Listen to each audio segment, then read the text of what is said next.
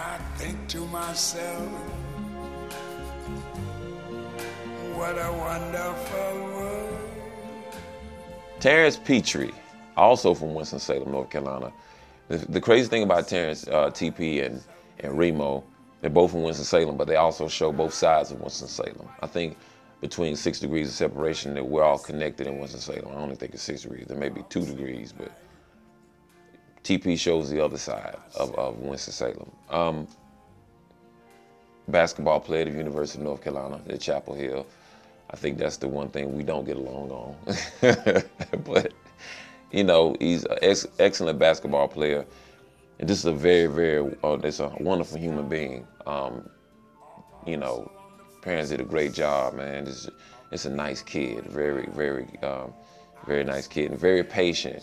The one thing about working with basketball players is that they allow themselves to be coached. They allow themselves to be disciplined as well in the booth. Let's try this, let's not try this.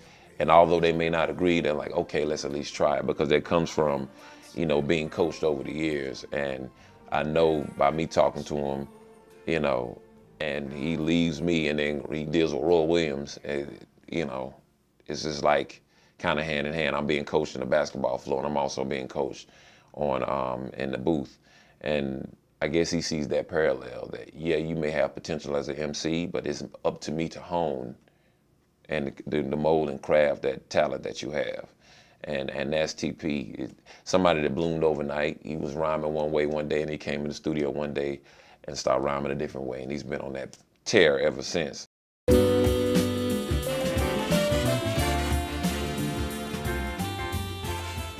Terrence Petrie from Winston-Salem, North Carolina, also known as Trey 4.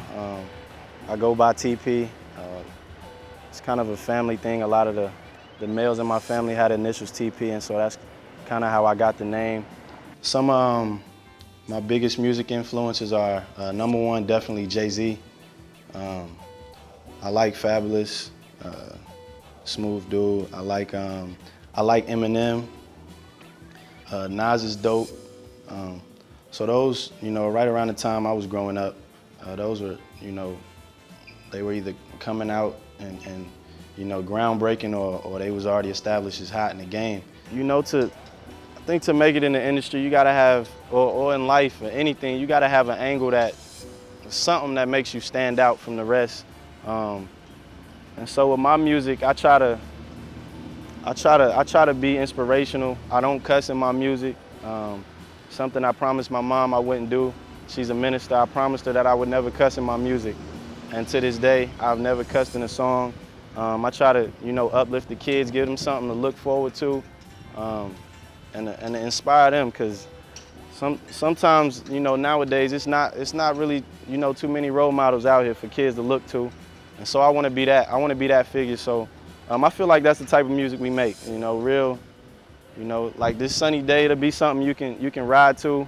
You can walk to class and listen to it, or you can let your kids hear it, you know, if you want to get a message to them.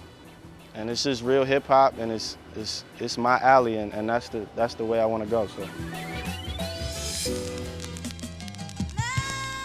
you know, we all know Ninth Wonder is a big Duke fan, and people think it's very ironic that he has two former, you know, Carolina basketball players on his labels.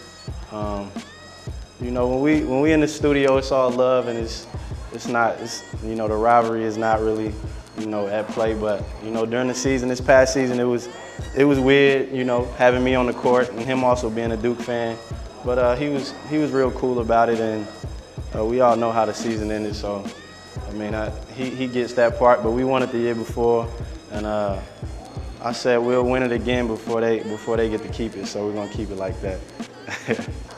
This is Mike Jordan right here, the man, the greatest of all time. And if you dispute, then come speak to me, because I definitely believe he's the greatest of all time. This is his letter from Duke when they found out that he didn't, you know, he decided to come to Carolina. I'm sorry, Ninth. You know, long story short, Quentin Thomas, GQ, who's assigned to Jamla, he met Ninth through friends, and one day he was like, yo, you know, TP, you want to go over there with me to the studio where Ninth was at? And I was like, yeah, you know what I'm saying, of course. Me and Q used to rap in the dorms right there. We used to rap there together all the time. And he took me over there, and it was just one of those things where you know, you just wait your turn and be patient. You know, Ninth is the type of guy where he see you in there, and if he know you got skills, he'll be like, you want to get on the track? You want to rap? He's always saying that. Everybody knows if you've been around Ninth. Yeah, you got some hot raps in your notebook or whatever. So he would ask that, and I'm like, yeah. So just seizing every opportunity. I wanna be a role model. Word up, Charles Barkley. You know, you remember the commercial back in the day. But I don't have no problem being a role model. I have 2 little brothers, and they've looked up to me since they had a chance to. And my mom always, you know, she was like, people are looking at you. And growing up in my community, somehow, some way, I was always placed in that leadership position and placed in that, you know, that space where people would look to see what I was doing, and so now I just gotta, you know, stay successful, because I feel like people are watching me, and I won't let nobody down, definitely not, especially my family. So I have no problem with it. I'll be a role model. That's what my music represents, inspirational music, and I try to reach kids and give them something to look forward to and a reason to keep going and be successful in their lives. So no problem. Big laughs on campus. Got a lot of Ninth Wonder jams. Everybody loves Ninth. Working on a mixtape, and if you want to follow me on Twitter or hit me up on Twitter at tpetree, T-P-E-T-R-E-E, and hit me up on the email, tpismyhero@gmail.com. And I clean up my dorm room. I'm a clean cut type guy. Jasmine ain't seen much unless she came over to my crib. Take out on the house, that's how I live.